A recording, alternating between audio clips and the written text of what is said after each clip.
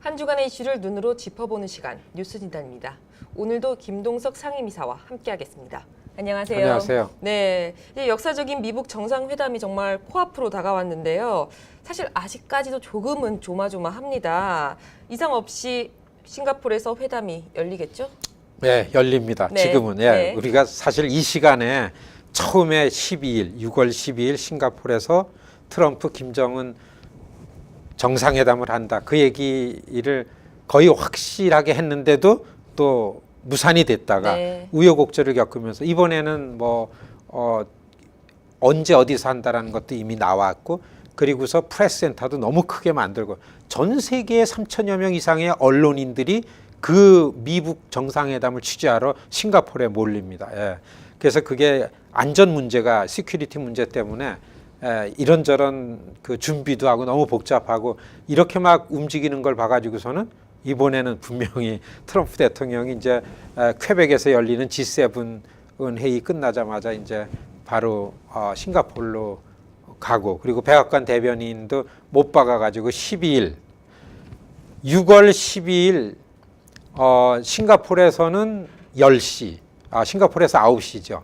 싱가포르 시간으로다가 네. 9시에 트럼프 김정은 회담을 한다고 트위터에 올려가지고서요.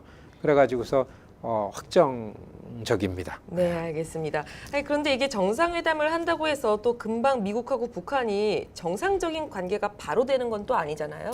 그렇지, 아니죠. 네. 이게 사실 트럼프 대통령이 잘 모르는 분이잖아, 이런 거. 그래서 처음에는 막 북이랑 막 이렇게 말폭탄으로 싸우다가 그다음에 올해 들어와가지고 회담을 하고 평화적으로 알고 보니까 김정은 괜찮다. 햄버거 먹으면서 나 만나겠다.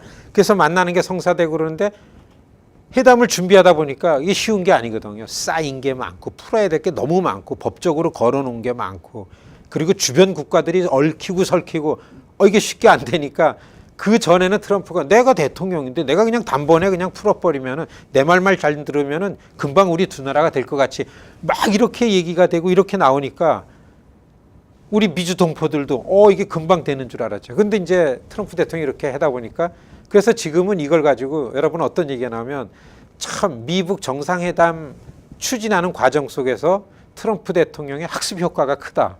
공부가 많이 됐다. 이제 네. 좀 트럼프 대통령이 잘 아는 것 같아요. 그래서 싱가포르에서 12일 날 정상회담을 한다라는 게 확정적이 전에 트럼프 대통령이 금방 될 일 없습니다.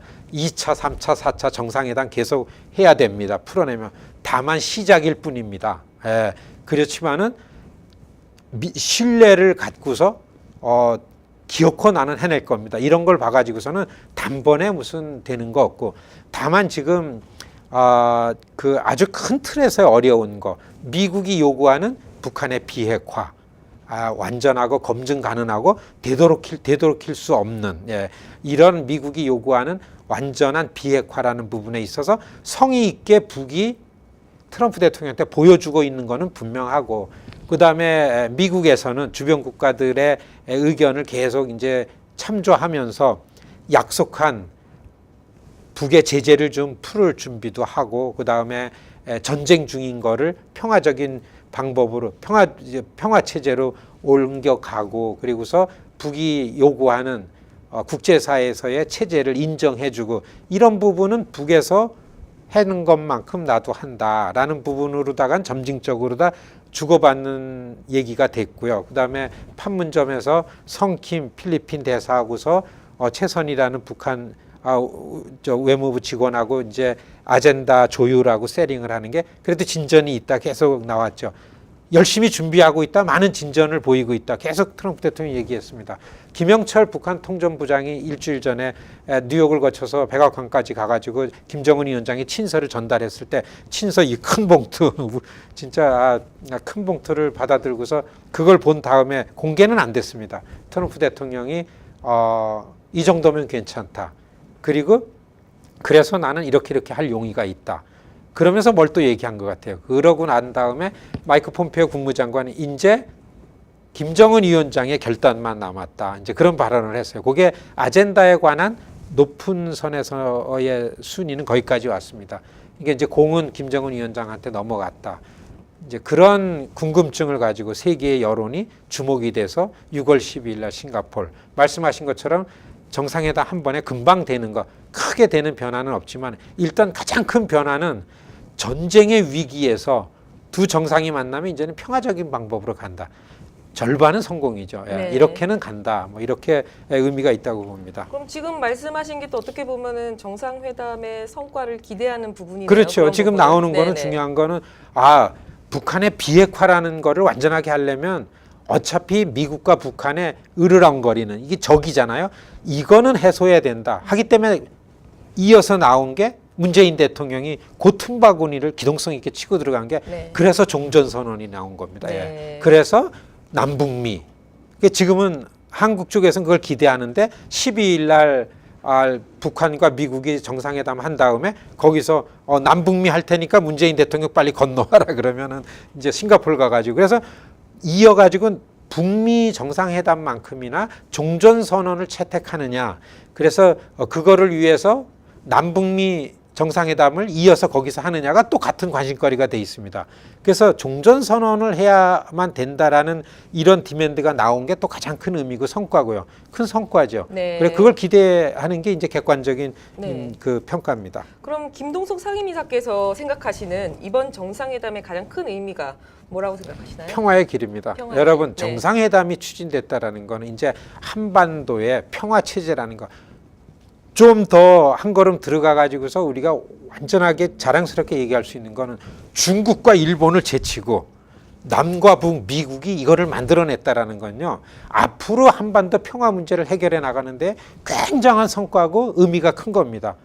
뭐 아무 말도 못 하잖아요. 거기 끼어들지 못하니까 아베 총리가 지난 7일 날 워싱턴에 와가지고 트럼프 대통령한테 뭐라 그러지 않습니까? 예.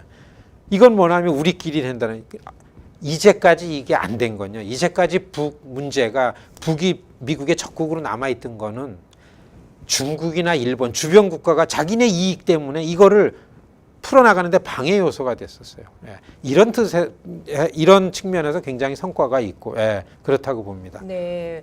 그럼 이제 이번 정상회담이 이제 북한 문제를 평화적인 방식으로 풀겠다는 뜻이라 말씀하셨잖아요. 미주 동포들한테는 또 어떤 변화가 있을까요? 이렇게 체감할 수 있는 게 별로 없다 그래가지고서 모르실지 모르지만은 네. 엄청난 변화입니다. 여러분 우리는요 북한도 출신 국가예요. 남한도 거기도 노스 코리아, 사우스 코리아니까 그러니까 노스 코리아는 미국의 지구상에 하나 남은 미국의 적대국이잖아요. 우린 미국 시민이고 우리는 시집 왔는데 친정하고 시집하고 왼수지간이면은 살 수 있겠어요 그게요? 이혼이 되지. 이혼은 우리가 추방이 나가야 되는 게 이혼 아닙니까? 우리는 아니죠. 시집하고 친정하고 잘 지내게 하는 거. 이게 적국이었는데 평화의 길로 가고 화해하고 협력하는 길 가니까 미주동포들한테는 이렇게 큰 게 없습니다. 앞으로 우리 이 2세들, 3세들 볼 때에는 결국엔 해내는데 이게 우리 미주동포들한테는 가장 커다란 변화라고 봅니다. 예. 네.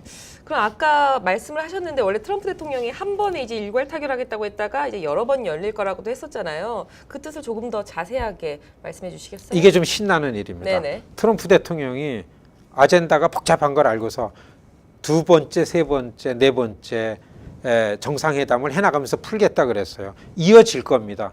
그러면은 양쪽이 오가려면은 연락 체계가 잡혀야 되잖아요. 그렇게 하려면은 우리 외교 관계를 만들어야 되지 않나 이렇게 생각을 했어요. 그러니까 지금은 전쟁 중인 걸 잠깐 멈추자 한 상황이니까 어정쩡하니까 전쟁은 끝내야 되겠다. 종전선언이죠. 네네. 그러니까 이렇게 완전히 평화의 길로 가는 거죠. 예. 그러니까 이렇게 볼 때에 정상회담이 계속해서 이어진다라는 거는 완전하게 평화의 방식으로 다 돌아선 거죠. 가장 큰 성과고 큰 그 효과라고 봅니다 이게. 네. 또 거기다 이제 북한의 김영철 통전부장이 이제 지난주에 뉴욕하고 워싱턴을 또 왔다 갔고 백악관에서도 이제 트럼프 대통령의 환대까지 받았잖아요. 굉장히 좋은 느낌으로 이제 12일 정상회담을 기다리면 되는 거겠죠? 굉장했어요. 사실 네. 다 보셨겠지만은 김영철 통전부장 일행이 케네디 공항에 도착했는데 이거는 작년에 문재인 대통령이 케네디 공항을 해서 유엔 오셨잖아요. 그때보다 더 큰 의전을 했어요. 네.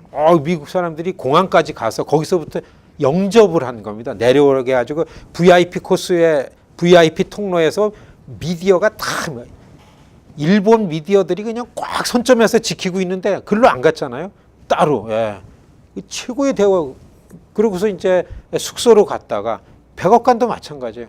백악관에서 트럼프 대통령 만나고 이렇게 큰 친서 편지를 전해준 거를 이렇게 놓고서 사진 찍은 거 다 보이죠. 사진 찍은 다음에 이제 90분간 얘기를 했대요. 특사가 그렇게 얘기 오래 안 합니다. 그냥 이렇게 전달만 하는데. 그렇게 하고 또 갈 때는 대통령이 차 타는데 리무진 앞에까지 와가지고 잘 가거라. 저도 깜짝 놀랐어요. 저도 그런 데만 집중해서 보는데 뭐 이런 환대가 없는데. 근데 이제 트럼프 대통령의 특징이 그게 이제 아무것도 아닐 수 있다는 거예요. 트럼프기 때문에.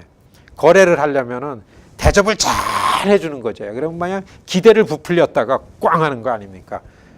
대접이 좋을수록 긴장을 해야 되는 게 이게 국제관계, 네. 예, 국제관계의 거래에 있는 일입니다. 네. 냉정하게 보면은요. 그래서 굉장히 한편으로 잘 되는 것만으로 생각할 수 없었는데 들어가자마자 이제 떠난 다음에 트럼프 대통령이 바로 12일 날 무산시켰던 거를 바로 그때서야 김영철 위원장이 백악관에서 떠난 다음에 기자들한테 6월 12일 싱가포르에서 나 김정은 위원장 만난다. 그걸 딱 단언을 했습니다. 예. 그러고 나서 지난 5일 날 백악관 대변인이 트위터에다가 장소 어디서 할까? 뭐 생그리아 호텔이니 어디니 막 그러는데 비로소 백악관 대변인이 지난 5일 날 트위터에 올렸죠. 그 싱가포르에서 한 1km도 안 되는데 이렇게 떨어진 다리 하나만 갖고 건너는 센토사라는 섬이 있어요.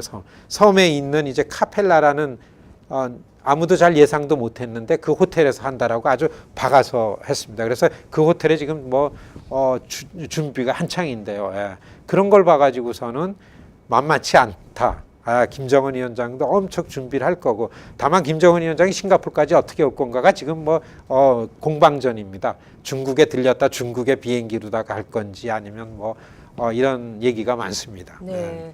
그럼 이제 또 매번 이런 같은 질문을 하게 되는데 그만큼 중요한 거니까요. 정상회담이란 이런 역사적인 전환점에서 미주 한인들의 역할이 있다면요? 이런 역사적 전환점 때 미주 동포는 뭘 할 건가? 그 할 거를 위해서 준비됐는가? 창피하더라고요. 이제는 트럼프 대통령이 이제는요 아무것도 정상회담만 하고 할 수가 없어요. 이제는 모든 걸 하려면은 의회를 가야 됩니다. 의회는 한국의 몫이 아니라 한인들의 몫이에요. 문재인 대통령이 나서서 했지만 이제는 의회에서 이거를 해결하려면은 당장의 종전선언 트럼프 대통령이 마음대로 못해요. 상원 외교위원회에서 인준을 해줘야 된다. 상원에서요. 그건 상원은 의회는 시민의 몫이죠. 이걸 생각할 때 참 이게 진짜 저의 스트레스인데 의회는 제가 의회만 활동을 하고 있는데 그래서 저한테 이제 이게 많이 오고 가능성이 있느냐 어떤 의원들은 의견이 어떤지 물어봐라. 외교위원장 민주당 외교위원회 여기 우리 뉴저지 있는 반 메넨데스가 야당에서 외교위원회 대장인데 이분은 아직 냉랭해요. 민주당은 다 반대입니다.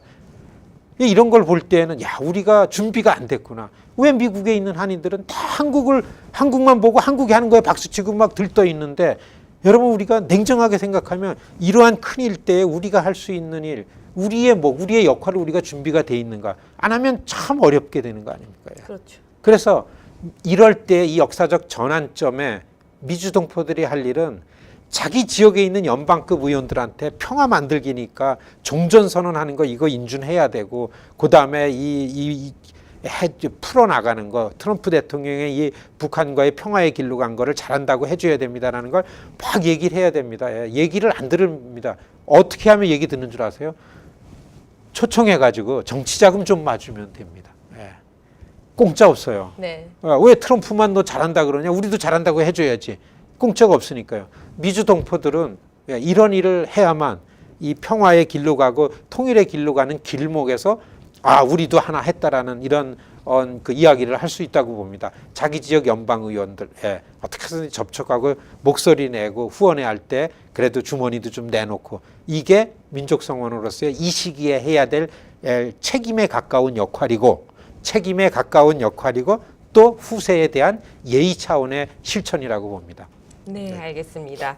말씀 잘 들었고요. 네, 지금까지 김동석 상임이사와 함께했습니다. 고맙습니다. 고맙습니다.